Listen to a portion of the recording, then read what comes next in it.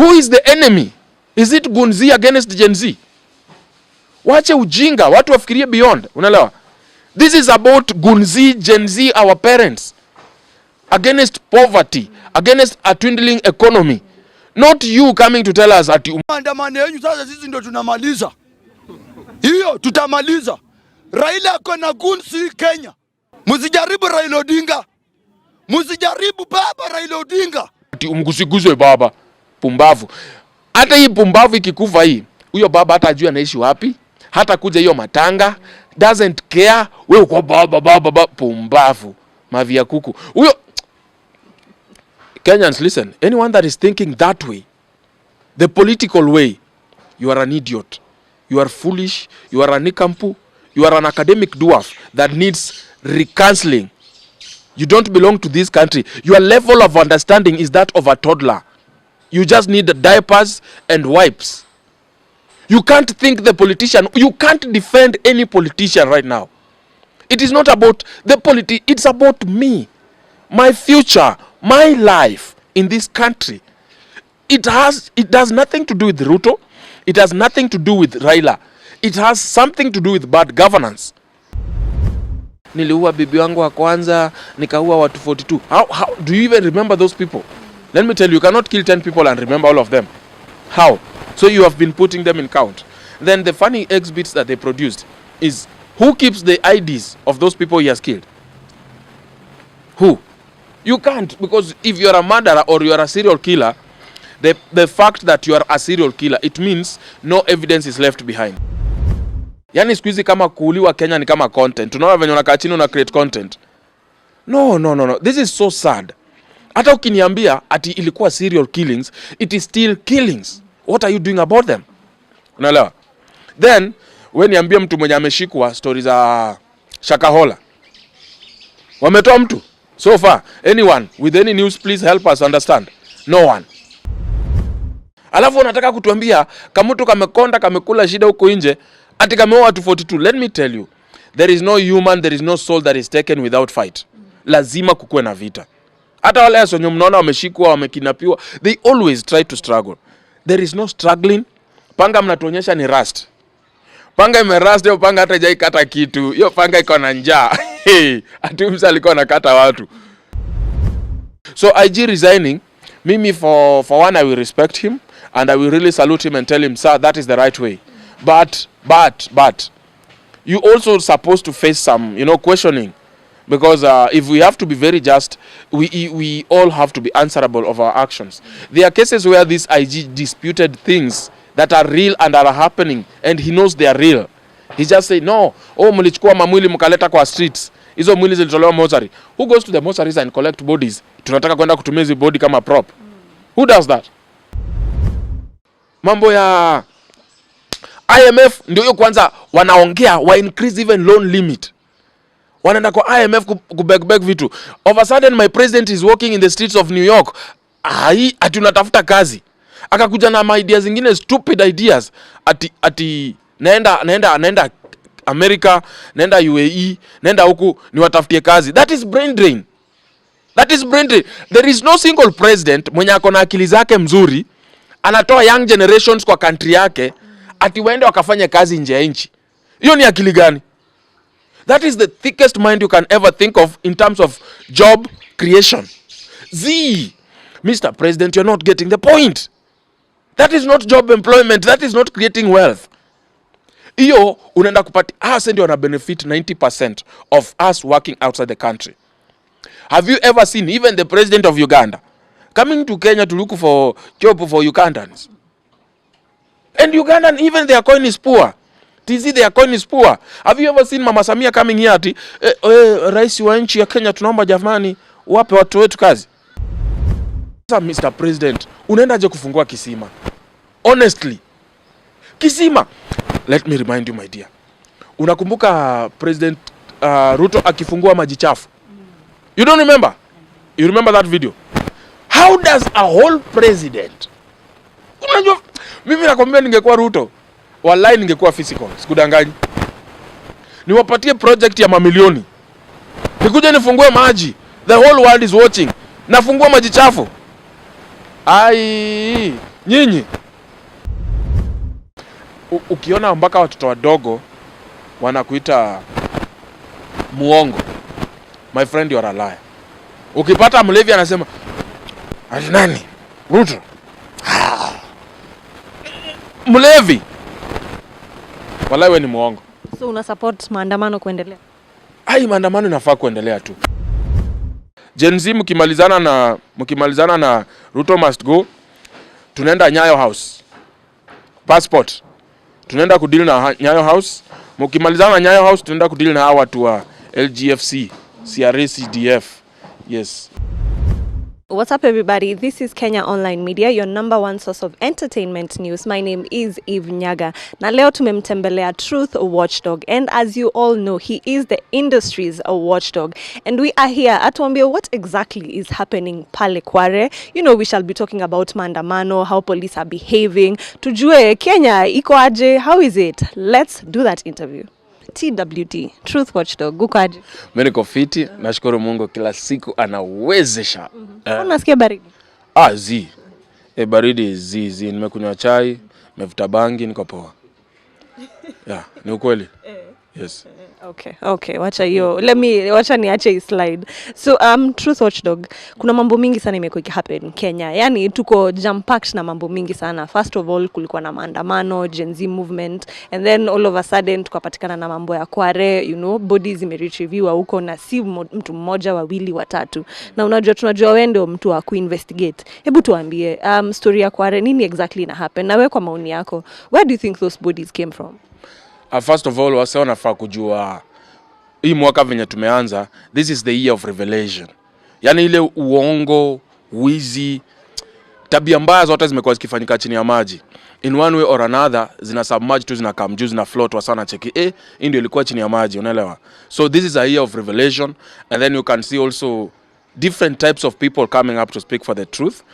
Hii kitu ni kitu yenye ilikuwa anticipated. For me, I anticipated this like I used to keep on saying that Truth Watchdog saini moja, but watakamu wase wengi wenye watasimamia ukweli, and there will be a revolution that no one will ever stop. And for sure it is happening, whether ni millennia ama ni Gen Z, they are just coming up and seeking one thing: truth. Unaget? What is the truth behind everything that is happening? For instance, hizi bodies zenye ziko Kware, hapa governor tucheza mbaya sana. Naweza kuambia tu kweli from the word go, that is the most stupid game you can ever play with people. Angalia this distance, about 20 meters from kwa takataka kuna police post. Sawa. A police post hayuko hapo mapolisi kuishi ama kuzaana. They are supposed to be patrolling the area. What is happening within that jurisdiction? Sio tu wakae waletewe kesi. Kuna times unapata kuna wahalifu wako huko area. So the best thing that you need to do is to make sure that mnatembeaga huko, mnaona wala wezi wa masimu, wezi wa vitu kama hizo. They are supposed to be doing that. Why are they not doing that? Unaget? Kwa sababu huwezi niambia mimi hata sitaki kusikia mwili 42. Mwili mbili. Mtu ameua mwili mbili. Amepita police station akakuja vizuri akatupa kwa takataka. Let me tell you, ukiangalia life ya street na hata wasa Kware watakuambia hii. Hakuna siku ile takataka ukua bila msi.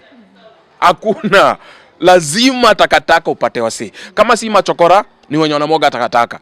So we imagine umebeba tu gunia fani, alafu na make sure unatupa. Na wacha nikwambie, mtu akidedi, hata wewe ukiwa na sema sahi 65 kg, 61 kg, unakaa una kg, but trust me, the moment you die unakuwa heavy sana.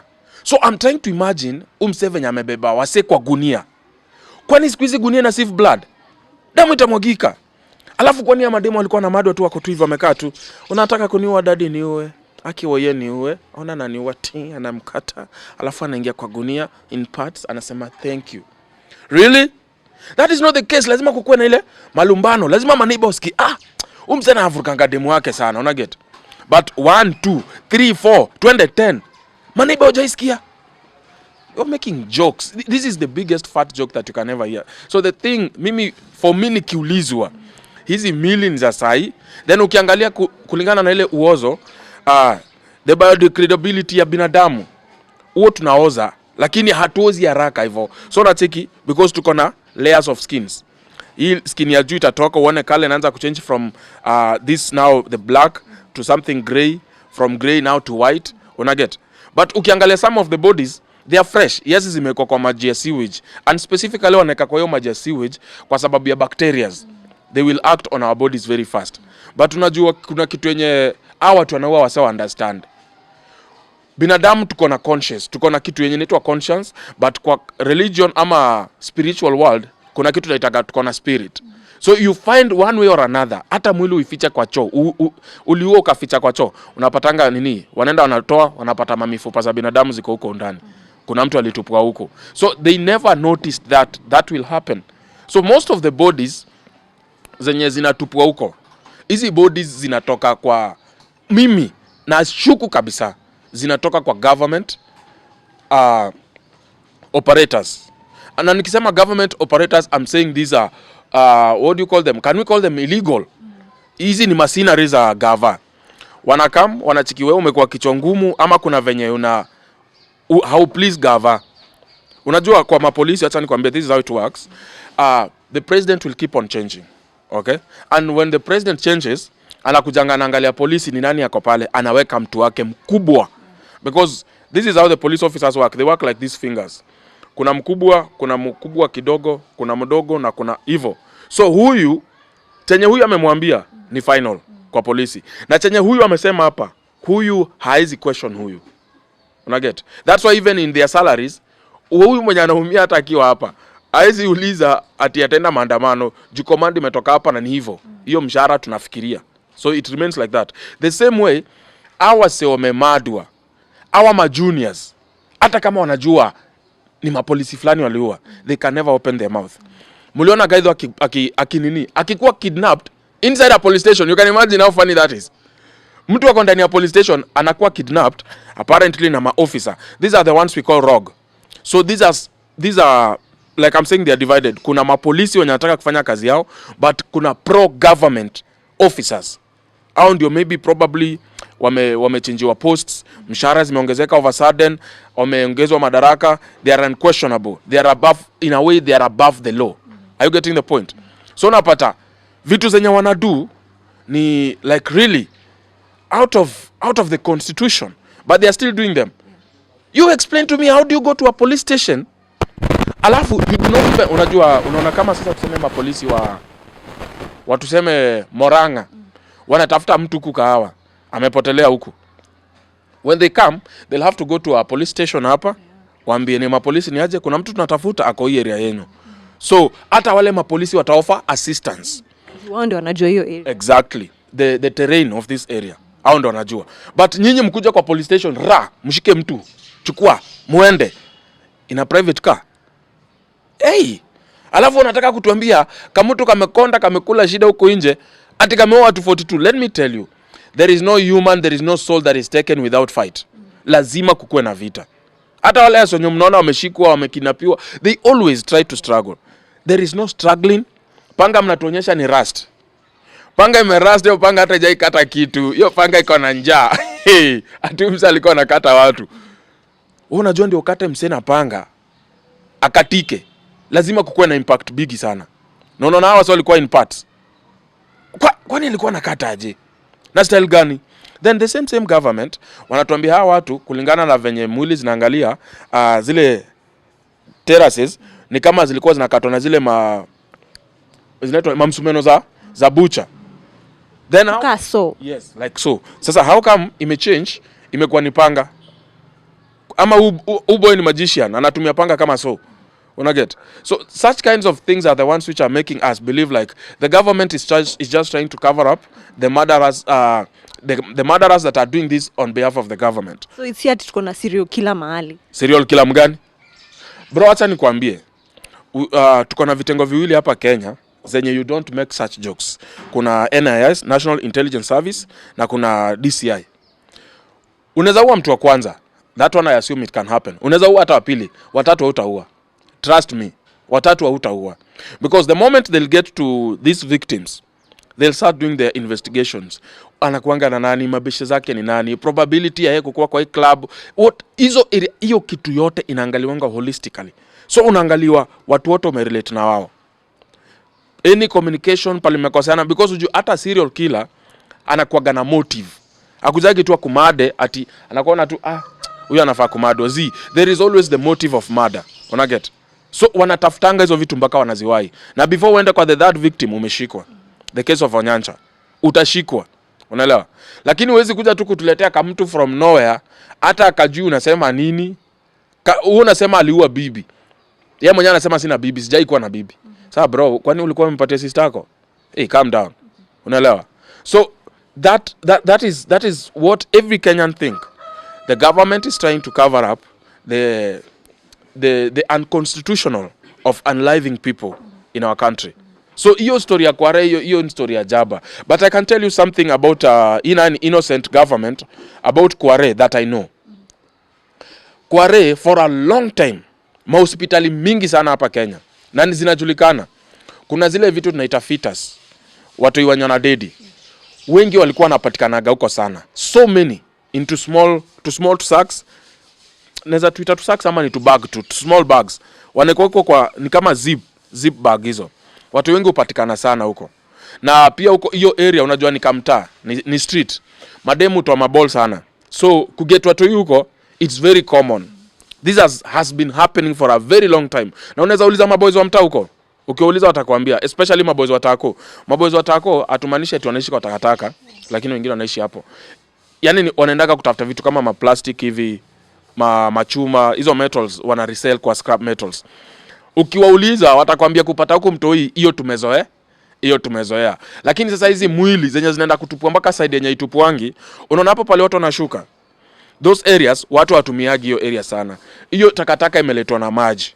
But hizo areas zingine ndo zilikuwa zinatumika kwa takataka. So hii imeletwa na maji. So msiku kuja na magunia, similar sacks, similar kufunga the same. Una get hapa kutumikangi. Sasa ndio watu walikuwa wanashindwa, mwili zinapatikanaje huu? Lakini unakumbuka mwaka ikianza kulikuwa na ile kesi ya Rita Waeni, so there are some people who are of the opinion that maybe some of these bodies zenye ziko hapo inaweza kuwa ni watu wamefanywa rituals, umeenda ukauliwa na mtu mahali, inaweza kuwa that as well. And why doesn't the government know that? That is the saddest part. Sababu mimi naweza sema that is my point of view, right? Wewe useme point of view of viewers. But we have in place the security agencies that are supposed to be on top of these cases. At least you have one lady amenyofolewa sehemu zake za siri, we have the second one, we have the third one. Like I was saying that nikapatiwa cheo DCI siku moja. Naweza patia watu hawa wote mapolisi wote. Naweza wapatia ultimatum ya kupoteza kazi zao. How do we have nowadays we have very funny cases. Msichana ameanguka orofa ya 3. Msichana ameanguka orofa ya 4. Bro, why aren't you doing something? Give me something. Any person arrest 1 2. Wako wapi? Mtu ameshutiwa kwa lift. Really? It becomes like yani siku hizi kama kuuliwa Kenya ni kama content. Tunaona venye unakaa chini una create content. No. This is so sad. Hata ukiniambia ati ilikuwa serial killings, it is still killings. What are you doing about them? Unaelewa? Then wewe niambie mtu mwenye ameshikwa stories za Shakahola. Wametoa mtu so far. Anyone with any news please help us understand. No one. Right? Hakuna kabisa. Mpaka watu 400 plus. Mnasema Mackenzie kama mtu kakona njaa. Just because alikuwa anaishi hiyo area within, alikuwa anaua. Tuseme ni ukweli. Kuna watu walikuwa na suffocate to death. Ni sawa. Alikuwa peke yake. Who are these handlers? When tunaona wanatoka Australia, I don't know whether you've seen the story. Why isn't the Kenyan government asking the Australian government to hand over that person? Akuja jibu maswali kwa koti zetu. Yani gava ifanyi kazi yake vizuri. It's not doing anything. Anything to do with the common mwananchi, it is not doing anything. Let me tell you something. If you are a leader, you are not leading the goats. They are not for slaughter. These are spirits, these are souls. Then it means hata tukipoteza mtoto mmoja Kenyatta, all the doctors from the top level, they are supposed to be answerable. Huyo mtoto alikufa aje? What were you doing? Show us the efforts and the reports. How you did these things, but it was inevitable. You get? They are doing nothing. Shakahola ndio inaenda tu inatulia. Kuna mtu anakula kazuri mahali tu. Hiyo inaenda imetulia. We have the case of Jeff Mwadhi. We have the case of Brian Chira. All these are murders and we can see them in plain sight. Yani hata mse mwenye agenda shule anaangalia tu hivi anasema hii ni aka accident. They have never solved that. The best thing is there are these two officials. There is this government pathologist anakujanga kusema stories za jaba in accordance to what the public is saying. Unajua mimi naweza kuwa na point of view yangu. Sina knowledge ya kuangalia hizo mwili. So wewe mwenye uko na knowledge, we believe in you 100%. Ufai kuja kutupatia stories za jaba sababu Wakenya wengi wamesema hiyo ni kuuliwa, sasa ni kuuliwa. Hiyo ni kuchinjwa, sasa ni kuchinjwa. Huyo pathologist anapatiananga stories za jaba sana kulingana na venye public public inasemaje bro. Mtako naendaje? Ground inaongea hivyo. Tuende na hiyo story. No, you're supposed to give us mere facts. Don't protect. How do they even sleep? Na kuna mwingine anaitwa Martin something. Huyo DCI ndiye anakuanga wa homicide. Hakuna hata kesi moja ashai solve. Akikuja tu hivi kwa kesi, they find the doer or the suspect who has never been connected to that case, na hiyo story inaendaga tu hivi na slide inaisha. The moment President Ruto alisema Kware kuchunguzwe, ujue wako anaenda, by the way they were not going. Ni ama police tu kawaida walikuwa wanajituma pale, at least kazi ifanyike. But our homicide alikuwa amekaa home tu, ametulia na mshahara inaingia, nakwambia unakula uzito. The moment we were mentioned, jamaa ametokea. Within 24 hours, wametupea kamsi. Bro, you are working hard, huh? Hey! So, Truth Watchdog, umeongelea Gen Z sana. Na kumekuwa na speculation wanasema hii movement ni leaderless, you know, ni tribeless and everything. But kuna speculation that hii movement si leaderless vile inakaa. You know, hata kuna watu wanasema sijui imekuwa ikifandiwa na hii foundation inaitwa Ford Foundation, na mpaka mahali penye maandamano imefika saa hii, they are like okay, sasa mahali penye mnafika si nyinyi peke yake, hawa si Gen Z anymore. Unaonaje? Speculations are as a result of guilt. You understand? Watu wako guilty sana. They don't think that we can be moved on our own because they have always assumed themselves to be leaders. Just like in the church, somebody wants to be my spiritual father. You can't be my spiritual father. Yo, this is religion. Wewe fanya biashara yako na Biblia, una get? So they said there was a leader. They started abducting youth. They started doing all these bad things to find a leader. And you know, we just agree on.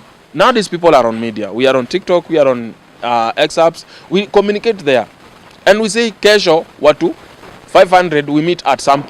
People will turn up.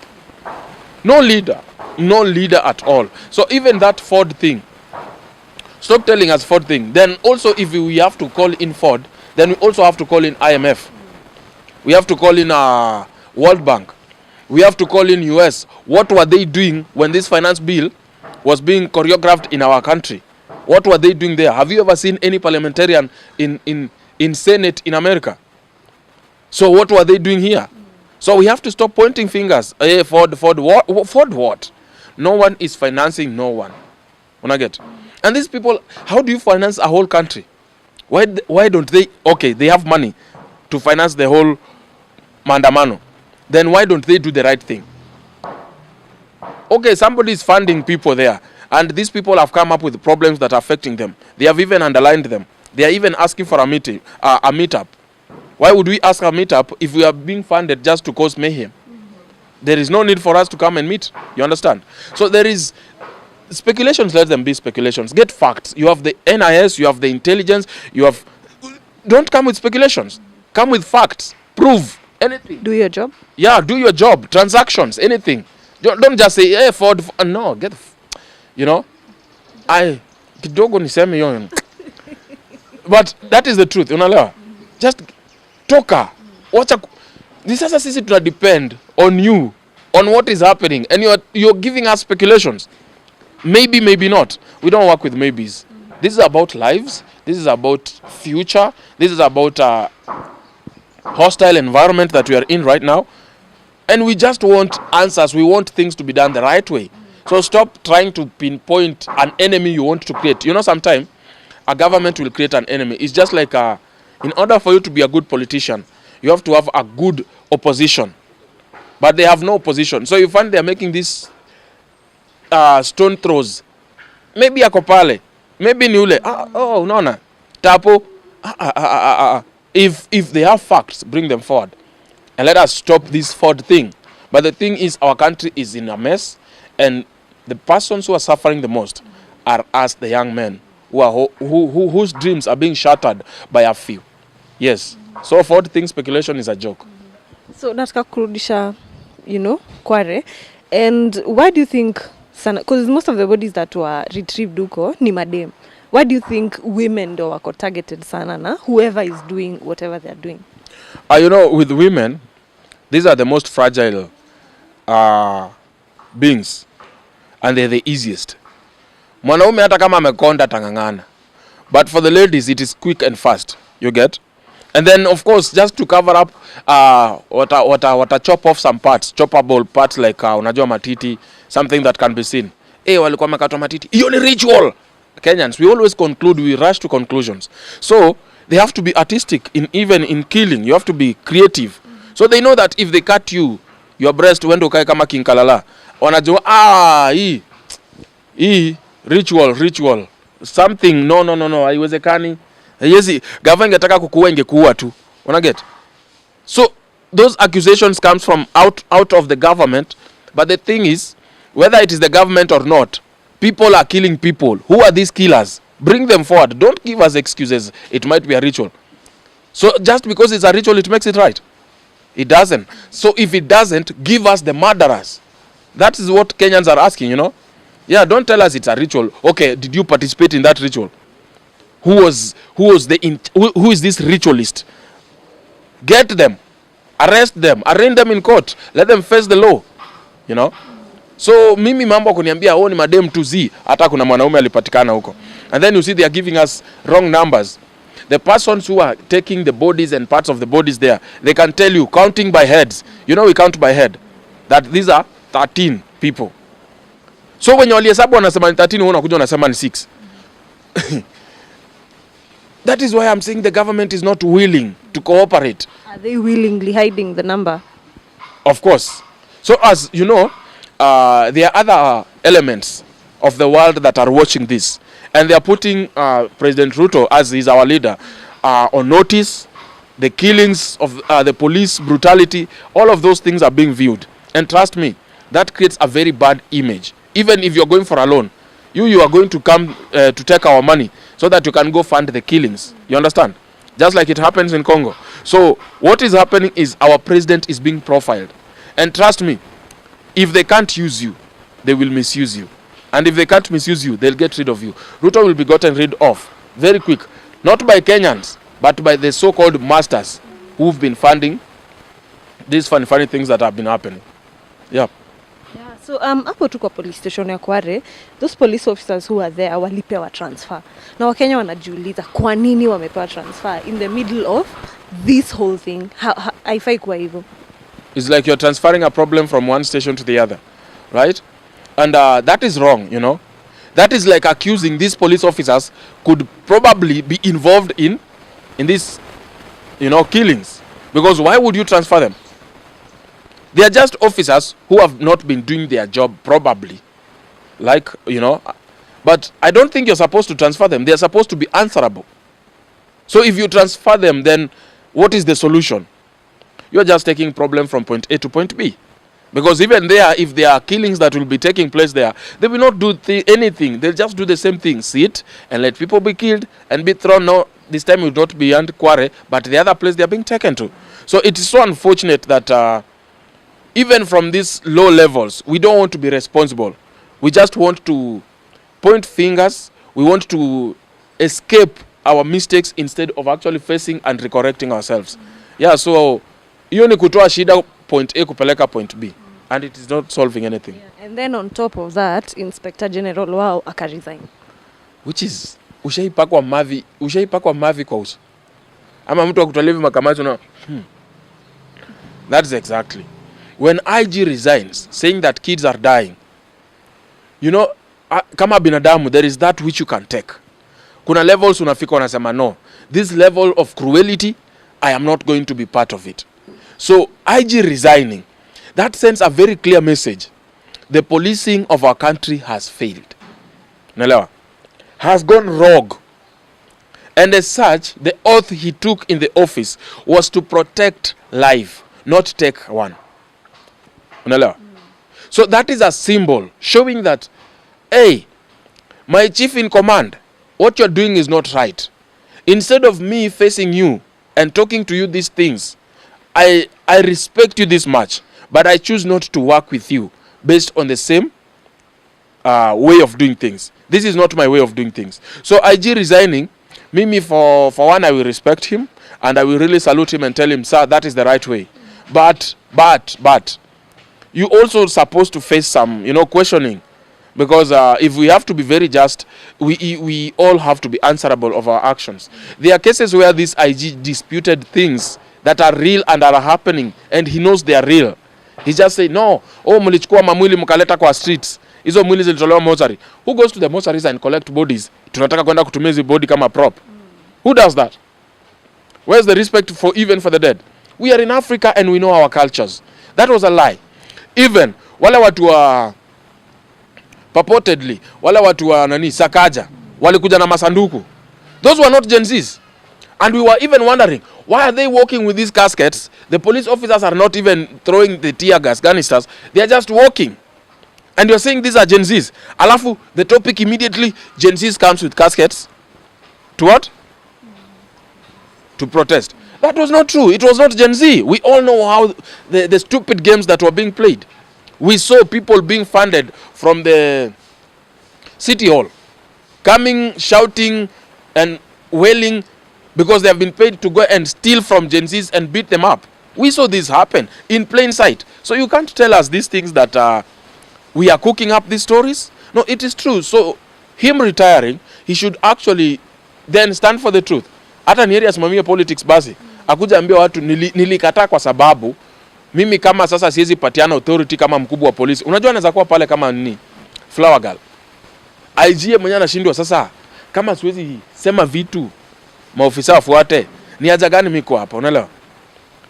Niko nakula tu pesa na kukosewa heshima.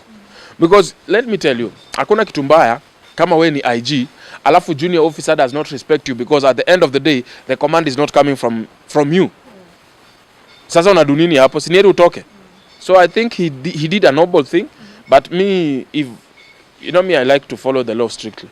I would still question him, and if I find him guilty, I would still arrest him. Yani mfunze adabu kidogo. That is the truth. Yeah. So tukimalizia, prime suspect wetu, lawyer wake alikuwa anasema he was coerced, he was forced to confess. Yes. So inawezekano kuna ukweli alikuwa forced to confess ama ni tactic ya lawyer wake tu, now that he's the prime suspect? I don't think it's a tactic. Unaelewa? I was trying to figure out how this guy smoothly told the government or the police officers that ni ukweli niliua bibi wangu wa kwanza nikaua watu 42. How do you even remember those people? Let me tell you, you cannot kill 10 people and remember all of them. How? So you have been putting them in count. Then the funny exhibits that they produced is, who keeps the IDs of those people he has killed? Who?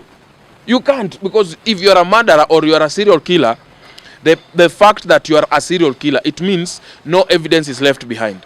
Okay? Napenda kuweka souvenir. Souvenir gani? Souvenir ana collect IDs to make sure anakumbuka huyu ndo niliua. Not really. Unless sasa wewe ni psychopath. Unaelewa? But this guy, the exhibit that they produced, okay, let us assume that is okay. But how come we have an acting IG coming to say that this guy was arrested at 1 a.m. And remember, he wasn't like talking to people, he was arrested at 1 a.m. No, it was written. So this is a report that he's reading to the nation. And then there is the head of the DCI comes and says the same person was arrested at 3 a.m. Is this guy 2? Are they 10? So they were arrested and released, then rearrested, or what is happening? You get? So then they give us a wrong name, wrong identity. if you do these things and then you have put them in report and you are our intelligence, then there is a very big problem within the intelligence. You understand? There is a very huge, that is embarrassment. Ushaisikia embarrassment? Hiyo ni aibu. Ati IG umekuja hapo umetupigisha stories za jaba. Then mkubwa wa DCI pia anatupigisha stories za jaba. Oh, we have failed as a country. Let me tell you, that is the biggest shame that actually can be accrued to these officers. Because trust me, wewe umeenda pale simu yako imeibwa. Unaangalia ofisa unajua ule ni Janjes, huyu ni ule ameenda shule. Si wa Daudi huko chini. Huyu atanisaidia tu trace hiyo simu. Then wanakuja wanakosea mistakes kama hizi. Hey bro, trust me, that one it taints the image of the entire DCI, of the entire police. Because hamwezi aminika vitu mnasema ni jaba, kama wakubonyo wanasema stories za jaba, unaelewa? So that was embarrassing. It was very unpredictable. Like you could come with no facts and tell people 1, 2, 3 things that are not factual. That is shameful. You understand? So just by the fact you're giving us wrong times and wrong namings, that means the entire thing is wrong. Then sidhani kama kuna holes. I make sense. Yes. Sidhani kama anaweza kuwa alisema willingly alafu akuja change kwa koti. The guy says ana need hospital. The guy clearly amepigwa. Then kama alikuwa na will kuongea, mbona alipigwa? Kama ana will kuongea, mbona anapigwa? Unaelewa?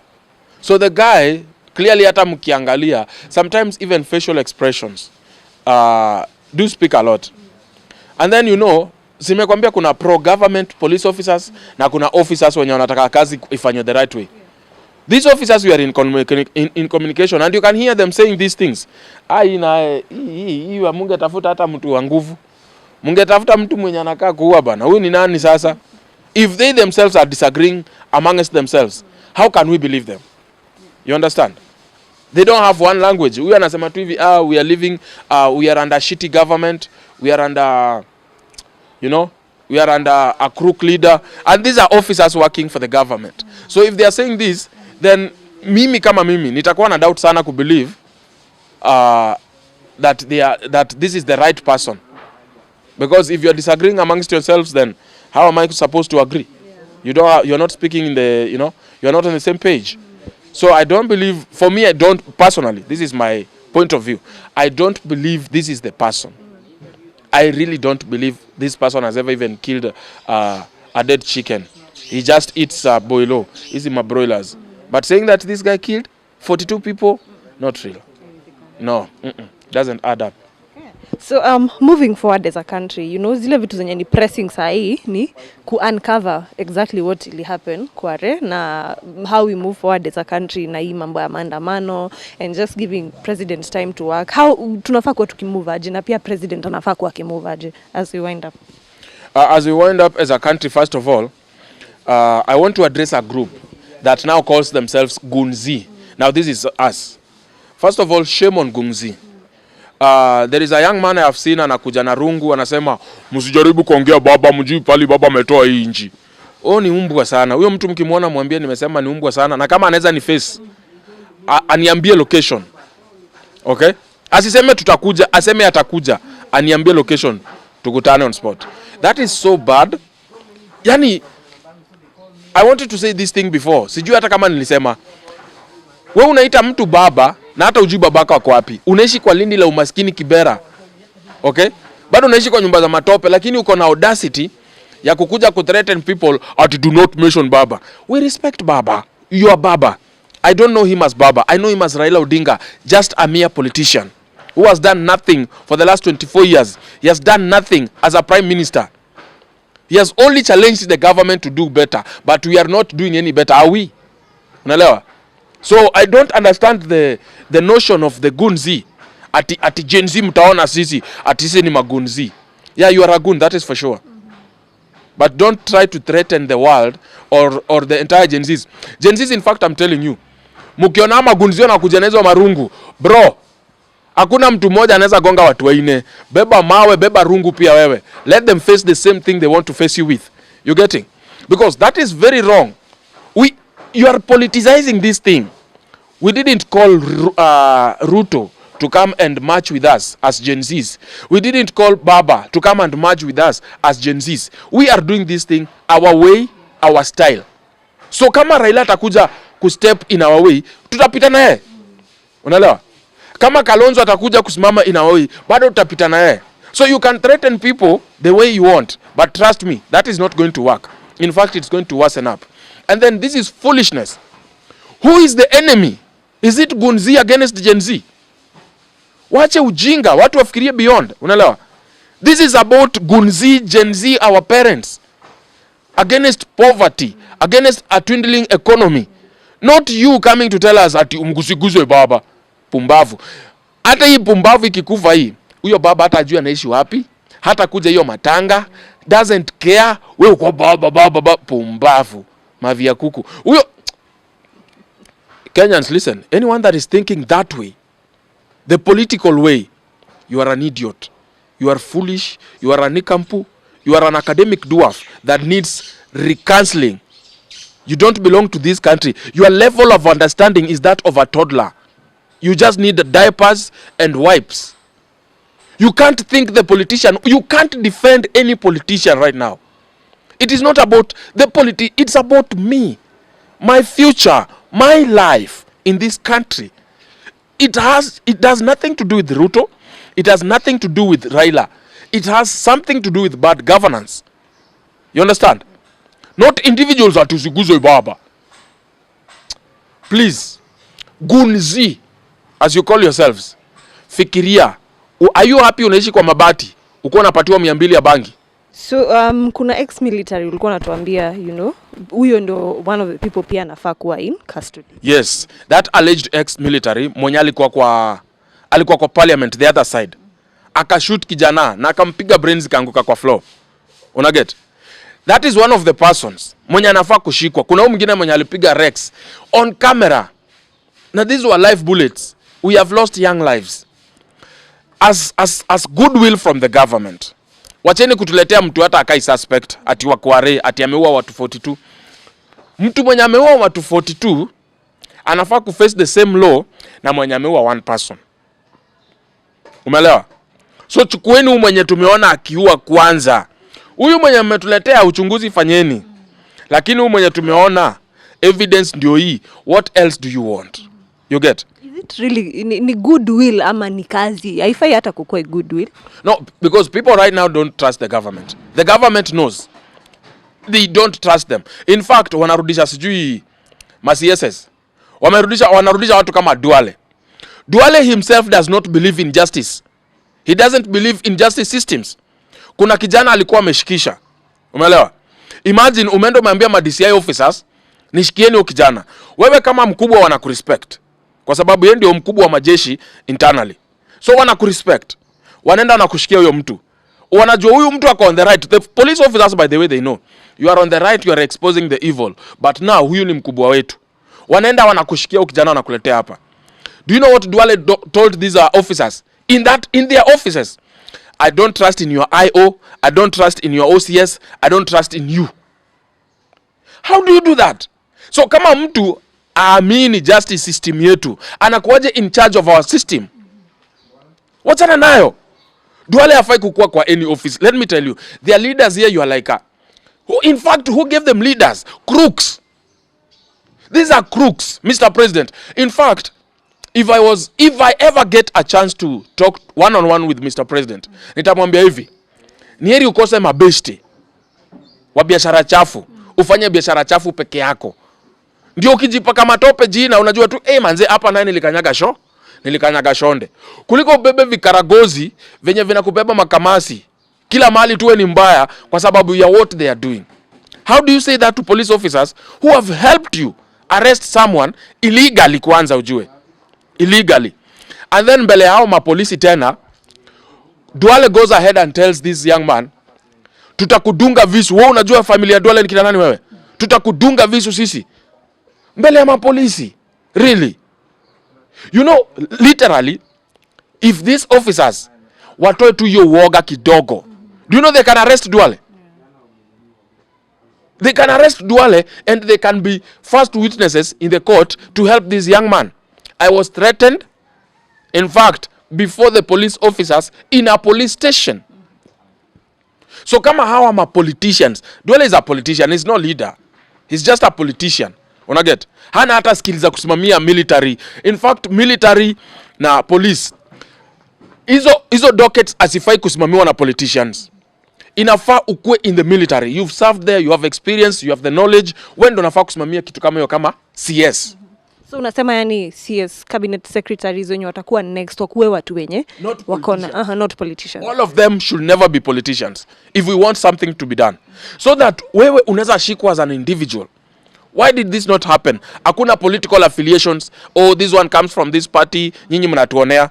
Oh, mlikuwa mnataka mtoe huyu mlete mtu wenyu. Cabinet secretaries should purely be employed by the government as a teacher, as a police officer, as a doctor, not as a political affiliate. Unanielewa? So hao watu wakirudishwa, unarudisha the same mistake. Umefanya ujinga for the last 2 years, and then unafikiria the next 2 years a change is going to happen. So hatufai kuwaona anywhere. Nowhere. Not even close to those offices. They should be fired, and in fact, they should be banned in politics completely. Hawa ni wezi. There are people who don't care about you. They don't care even about their own home. Hawa ni wale watu barabara. Juzi simeona barabara kwa mitandao zimepandwa mandizi. Na hizo ndizi zimeshika, by the way, zinamea. How bad is that? Huyu mtu anaona barabara imeharibika ama barabara ijajengwa, wamekula hiyo pesa. Instead anaenda anakuja na gari kona taya. Alikuwa na kataya kanatoshana hivi. Anakaa nikaa anaendesha wheelbarrow. Sasa venye alipata pesa na barabara ni mbaya, siku hizi anaendesha taya ya G-Wagon. Yeye anapita tu ni kama kawaida. Na ashtuki. Asikia uchungu ya mwananchi. Ukienda kwa geti yake ndio ameka lami mpaka ndani ya choo. Lami mpaka ndani ya choo, my friend. Imagine anaendesha skate. These are our politicians, wanaendesha skate na lami wanaingia kwa choo. Mkubwa kiongozi. No, we can't have such people in such offices. That is why we are so much backwardness. Wacha nikwambie, when President Ruto aliingia, mimi nilivotia, mimi nimewaambia tena na tena nitarudia, mimi uvuta bangi. The person I voted in alikuwa mtu moja, mvuta bangi mwenzangu, Wajakoya. Unanielewa? So I was like, this Rastaman come in. I Rastafari, I go benefit from this because me I go plant me plants down in a dilo. Yani ningepanda kwa hizi manyungu mngekuwa mnakaa mtu hapa nakwambia bro nikurolie. Mtu wangu alianguka pungulu unfortunately. Unaget asubuhi kwanza. Hiyo kitu inaniumanga. Ni kama hata kuvote. So tukasema okay, Ruto ameingia, wacha President Ruto afanye kazi yake. By the way, the first 6 months, I don't know, ni kama mimi peke yangu ndo nilikuwa naona hivyo, but I saw like by the way mzee nikaa anaweza leta change. Why was I so much against this guy? Ama nilikuwa nimevuta. Unaelewa? Because mpaka akakuja na ile idea ya Africa to have one coin. Trust me, to have that one coin. IMF, World Bank, na hizi kazi zingine zote outside Africa, they have a job. It could change everything. Everything. We could become even gods in a matter of a year. So wapi ndio ulimluzia faith? Ali change of a sudden. Mambo ya IMF ndio hiyo kwanza wanaongea wa increase even loan limit. Wanaenda kwa IMF kubeg vitu. Of a sudden my president is walking in the streets of New York. Atunatafuta kazi. Akakuja na ideas zingine, stupid ideas. Ati naenda America, naenda UAE, naenda huku niwatafutie kazi. That is brain drain. There is no single president mwenye ako na akili zake mzuri anatoa young generations kwa country yake ati waende wakafanya kazi nje ya nchi. Hiyo ni akili gani? That is the thickest mind you can ever think of in terms of job creation. Mr. President, you're not getting the point. That is not job employment. That is not creating wealth. Iyo unaenda kupati us ndio wana benefit 90% of us working outside the country. Have you ever seen even the president of Uganda coming to Kenya to look for job for Ugandans? And Ugandan, even their coin is poor. Their coin is poor. Have you ever seen Mama Samia coming here ati rais wa nchi ya Kenya tunaomba jamani wape watu wetu kazi?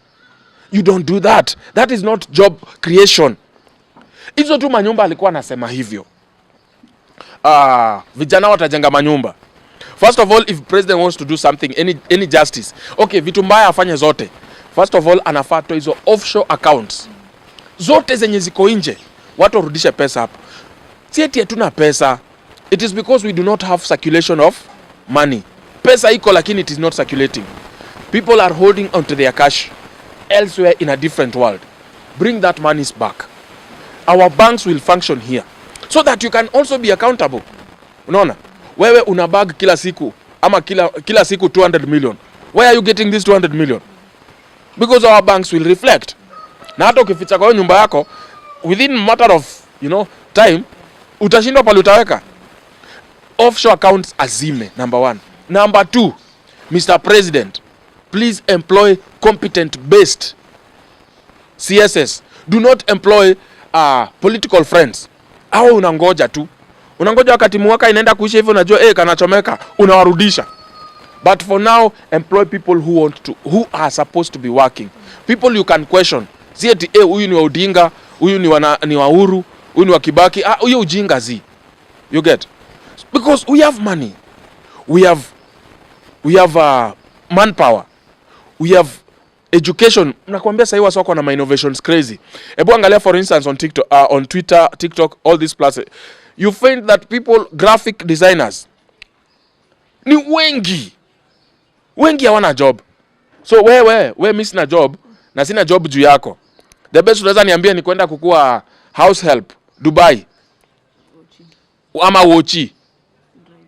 Driver sijui. Hiyo ndio kazi unanitafutia. Na manze nimeenda uni. Wewe uko serious wewe? At it is 40,000. Bro, hata hapa sinaweza make 40,000. What is wrong with my country? You understand? So such kind of jokes are the ones which the president needs to stop. Whoever is advising him needs to stop. You understand? Sasa Watchdog, na hii makasiriko yote, hii tumekuwa na hii conversation ya maandamano na mahali penye imefikia saini Ruto must go. Yes. Wewe unasema hukumvotia but kuna point yenye ulikuwa na believe ataleta change. Yeah. But ukaacha kumwamini. So stand yako sahi for him ni gani? Aende ama make changes? Unajua miaka 2 is a lot of years. You should have done something. Unaelewa? And then also even up to now, he's not showing that goodwill. Mimi kwanza tu hata sitaki anifanyie. Mimi ndio niseme otherwise. Sitaki anifanyie kitu kubwa. Sitaki hata asikize Gen Z, asikize Gun Z. I don't want him to listen to anyone. Can he just get who killed Rex? Amweke hapa. Huyo polisi mwenye alipiga kijana kwa parliament, awaweke hapa. Wote wa face the law. Yani washikwe, washtakiwe. Wakipatikana na makosa, well and good wasafi. That is the only thing naweza sema, by the way kuna kitu amedu. But as for now, I stand with Gen Z, Gun Z, Gunfu and any other future. Ruto has to go. Because for sure, he's delaying himself. He's surrounding himself with leaders who are not leaders. Okay? Crooks. And he's not showing any goodwill. Sasa Mr. President, unaenda je kufungua kisima? Honestly. Kisima. Let me remind you my dear. Unakumbuka President Ruto akifungua maji chafu? You don't remember? You remember that video? How does a whole president? Unajua mimi nakwambia ningekuwa Ruto, wallahi ningekuwa physical. Sikudanganyi. Niwapatie project ya mamilioni. Nikuje nifungue maji. The whole world is watching. Nafungua maji chafu. Nyinyi. Atungekuwa tunaenda ati kwa ofisi, call them. Ningekuwa natembeaga na nyaunyo yangu. Hiyo polisi mwenye anakuanga hapo hivyo. Nilikuwa namwambia wewe mkubwa, kuja hapa. Toa ile mzigo. Wewe kuja. Nani alikuwa amesimamia hii kuja? Chini. Rudisha pesa. Unarudisha pesa yangu. We can't have such jokes. Recently also he came to Githurai to open that market. To date. And then muulize watu wa Githurai. Hawkers hata mmekuja hivi. Si hawkers wako kwa barabara? Do you know that building has never been opened for business? And then sasa mwende mfanye uchunguzi wenu. To date, hiyo building haijawahi funguliwa. There is no single hawker there. Hizi vitu zote ni PR. PR, I'm telling you. You tell me, how can a whole president... Siyo ni kazi MCA. Unaenda kufungua kisima. Our own president, unafungua kisima. Ingekuwa dam, tungesema, yenyewe president, hapo mzee umefikiria, mzee mzito baba zenga, hapo umesaidia. Kisima! Sio hata mnipatie kazi. Mimi nilikuwa tunaenda kuambia, ni aje mkuu? Wamechimba lakini hawajachimba vizuri. Itakuwaje? Tuongezee ama Unaenda kufungua kisima. Oh, what are you doing, sir? Please, this is not yours. This is not what you're supposed to do. You are a father of a whole nation. Sasa ukienda kufungua kisima. Next anaenda kufungua kisiagi. Huko Western watu watafungua, wamefungua kisiagi ya unga grade 2. Anaenda kutufungulia kisiagi. Na sasa hiyo mumiasi imekufa. You get? Those are kinds of jokes that I'm like, the president does not have the will to like change these things. He just wants to play the para games. Ukiona mpaka watoto wadogo wanakuita muongo, my friend, you are a liar. Ukipata mlevi anasema ati nani? Ruto. Mlevi. Wallahi wewe ni muongo. So una support maandamano kuendelea? Maandamano inafaa kuendelea tu. You know, again, it's constitutional. Unaelewa? Isipokuwa hizi magunzi zenye zinaletwa, picketing is allowed.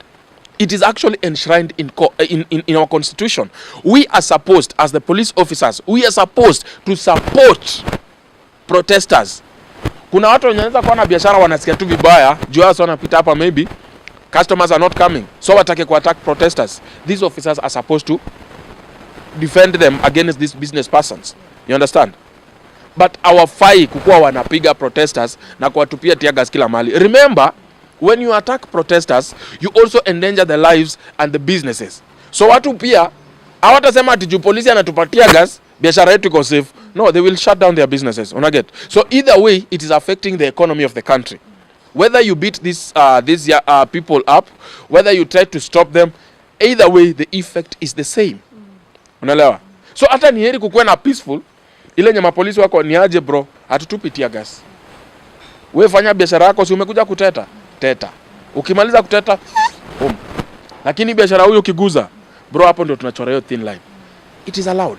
So for me, I can't say no. Inaifanya ikuwe easy hata. Yes, you create an environment, an enabling environment for everyone. Hao watu wenye kwa maandamano watasikia njaa. Mtu mwenye fungo hoteli atachenga kake. Kwa hiyo tu maandamano. So economy yuko affected. Kuna watu watataka maji. Mwenye anauza maji atafaidika. Kuna watu watauza wale mahawkers, watauza zile flags za Kenya. Unaget? Kwa the same maandamano. So at the same time as they protest, but the economy is still at an equilibrium. But when you decide like no maandamano, mtu wa biashara anaingiza maji. Simliona ati watu wa business sasa wameleta maguns na marungu. Did they sell? So the effect is the same. Ni kama tu kusema nikipumua na ima pua moja na pumua oxygen nyingine sipumui. You are breathing the same air, bro. What's wrong with you? So mimi na support Gen Zs, you go out there. Our parents have failed us. Mimi mbanze nimetoka hiyo 34 bado niko kwa Gen Z kweli. Mimi ni Gen Z. Ni kama Gen Z huko. Ama naweza jiweka wapi? Millennial. Hata si millennial. Mi tuseme tu niko kwa gunzu lakini mwenye akili. Maguns ni wale wenye nimechiki kuna mabozo wamejitokeza. Nyinyi mnasema baba. Mtu ajaribu kuguza baba, nyinyi Gen Z nyinyi. Hey man, you are an idiot. Have you ever seen an idiot? Baba, where is your own father first before you call somebody else baba?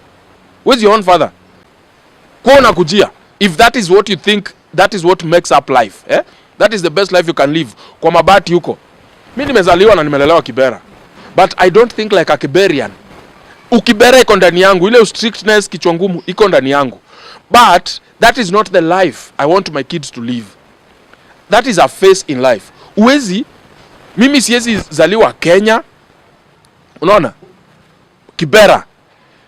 Nisomee Kibera, nioe Kibera, nianze kusomesha watoto Kibera, alafu watoto wangu wengine wakufia Kibera before mimi sababu ya matiagas na kupigwa na kipindupindu sababu Raila did nothing. Alafu unaniambia that is the person I'm supposed to defend. Z, you did good, thank you, and we honor that. But the thing is, your time is up, sir. This is a biological life. We are a biodegradable human beings. Tuntakufa. When do play your part, allow me to play my part. Don't stick around so long. A good player knows when to throw in the towel. A good player knows when to leave the stage. Leave. Wake aside. Just like Gen Z said, Baba ka kando. You've done your best. Let us now try our best. You understand?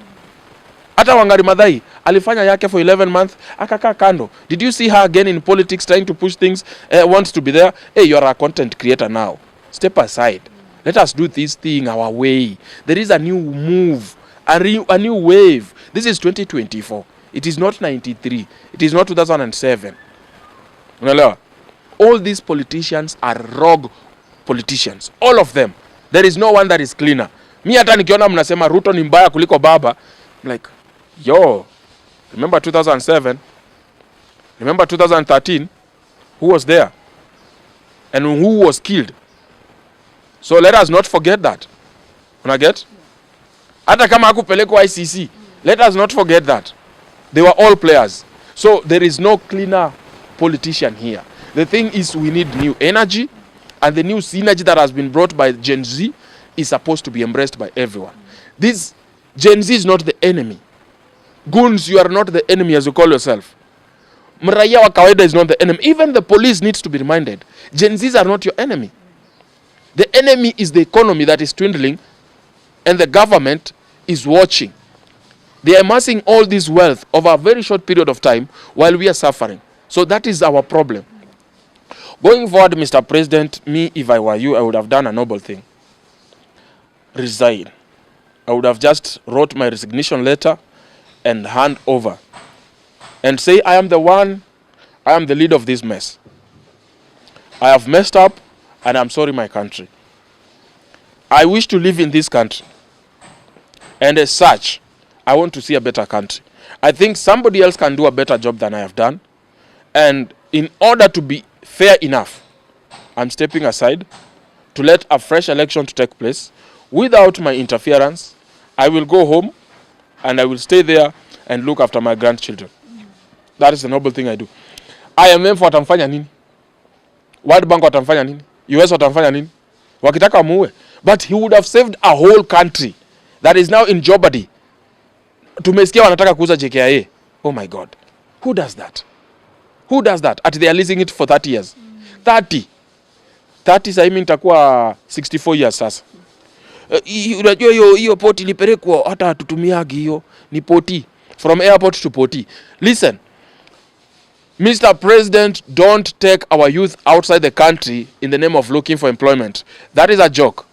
All this building you're destroying in the name of creating space, that is another big joke. You are just practicing retrogressive economy. Okay?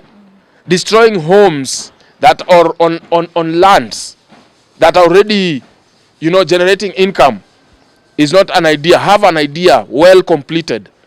Jenga nyumba pale, toa watu hapa. Toa watu pale, kama umeshajenga hapa. Not ati unatoa utajenga. That's why country yetu inakaa ruins. Unaget? So let us change the way we see things, and then also change advisors. Anafaa kuwa hata na Gen Z as advisors. Mimi naweza muadvise vizuri sana. Kitu ya kwanza naweza muadvise abebe tu nyaunyo. Tuanze na hapo. There are a lot of people who needs to be beaten shit out of themselves. So ukitwa sahi kama advisor wake utaenda? Haraka sana. For the sake of my Gen Zs, for the sake of my babies, me and my father. And I'm planning to have 10 kids. So you see, this country needs so many children because they have killed so many. Who is going to replace that? A man like me, who is at least straight. Tumeona bado kwa Gen Z, kuna watu wa rainbow wanatembea huko. Sijui kama mewa notice. We have noticed them. So, despite the fact wanasema Ford, but kuna other funny movements running in between Gen Z. So, men who have remained like men, we are supposed, and ladies who have remained ladies, we are supposed to fill our country. Yeah, there is another enemy also. So after Gen Z mkimalizana na Ruto must go, tunaenda Nyayo House. Passport. Tunaenda kudeal na Nyayo House. Mkimalizana na Nyayo House, tunaenda kudeal na hawa watu wa LGFC, CRA, CDF. Yes, we have flag community. Yes, hizo ma flaggings. There is especially on TikTok, hiyo ni story the other day, but I'm telling you there are people who are doing sex trafficking on TikTok, and they are doing same gender sex trafficking. So mutakujia facts hapa na nakuwa nawaletea watu forward. So that needs to stop. You understand? That needs to stop. That is not the way you run economy. Sahi our youth are beggars on TikTok. Tizian amefuata na watu miliona. 1 million beggar wanna bees. You can imagine. 1 million beggar wannabes. Tizian is a beggar. Akitoka huko hivyo anakuja na gari pale. Me I don't respect you. You are a beggar, bro. Just get the fuck out of my face. You understand? Nataka mse mwenye amework. Ati, what did you do? I went on TikTok. I said tap tap tap tap tap tap. Guys, let us spike. Tap tap. Bumbavu kabisa. While the rest of the youth wanaumia huku nje. Mtu anajituma, akona dream, akona ambitions. Wewe ni beggar. Unaona wewe ni celebrity. No, you are a beggar. Unaelewa? So these are a topic you guys need to come. As much as we are blaming the government is not doing this, is not doing that, what are we doing as Gen Zs? Yeah. So it's a story you need to come we cover. So next time hiyo ndo tunakuja kuongelea utuambie hiyo mambo ya trafficking. Na watolea majina za watu. The first one anaitwa Prince Mwiti. Huyu alikuwa anauza Brian Chira. Anasemaga kona lawyer, I am challenging him. Twende kwa koti. Tuanzie na huyo. Ndawaletea King Rosso. Sawa. Ndawaletea watu wengi. Msicheze na mimi. Ni venye tu na respecting watu, lakini when you cross that line, that is when I'm scared of my boys. So lazima ni defend my generation. Sitaki kupata siku moja mtu yangu amefunuliwa buti. Ati akinyambe analia. Anasikia. Hata at least nitoe sauti. Wewe unachafuanga. Sasa kama nyamba huu. Kila mtu anajishuku kwa nyumba. Hapana, jua alifunuliwa. We have to stop that nonsense. Okay, so that is what we shall talk about next time. Anyway, asante sana, Truth Watchdog, for your time and your opinion on the matters that are currently happening in the country. Tutatembea next time tuongelee other issues. Nashukuru sana. God bless. Thank you so much, team KOM. Na mshare account yangu bana, niko at 58. Tuambie watu. Okay, wase, check. Twendeni pale kwa TWD official. Nifikisheni 100k hata mimi nimeki kiburi kidogo. Hebu angalia, for 4 years I've been this humble. Nipatieni kiburi hata mimi nitishie gava. Sasa hiyo ona nimekunja mkia. Ni sawa tu. Kuendesha Audi. Mimi hata nikapata ka vits naambia tu God asante. Siko na mguu nne. Audi iko na ngapi? Inatumia lami tu. Mafuta ni petrol. Ai bana. Hata hako nika gari tu, katululu. Kakikwama mafuta na tema ndani kana. Audi hiyo ni mascammers. That is about forex. But these are forex influencers, please. By the way, Kenyans. Sammy Boy, Kenyan Prince. Anaitwa nani? Esther Mofri. Huyu mwingine anaitwa Akaka Mkamba, nimesahau jina yake. Kafuri. All of these are forex influencers. They are not traders. They are not traders. And if they are traders, walete challenge. KOM. Tukuje hapa. Ikue kwanza muistream live trading. Muistream, yes, live trading wakuje. Those are not traders. Hata ule mwingine ni mwizi. Kwanza ni mwizi anaitwa States. That is a thief. States ni mwizi. Mimi nawaambia. He is not trader nowhere. Hizo magraphs anaonyesha pale zile ni jokes. Those are jokes. Unajua umeanza I'm coming back. No, you know I had beaten them. Sasa hiyo wamejificha but nimeona narudi. I am coming back for them. Wacha tumalizane na story ya Gen Z. I am coming back. Forex tunaingia deeper and trust me, their days are numbered. These are thieves. They are influencers. Wewe sema tu ni influencer. Tutarudi.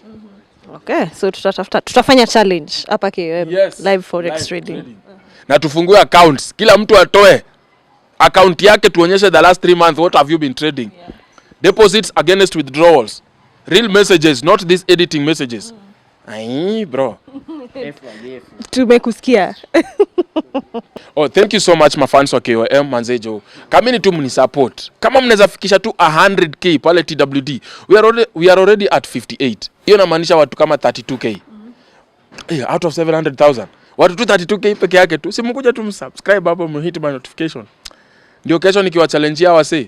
Hata mimi nasimama kwa steering. Naambia, ama forex trader gani? Influencer kwenda. So subscribe alafu make sure pia mna subscribe hapa team Truth Watchdog. Let us support each other to grow each other. Ndio to get rid of our kora haraka.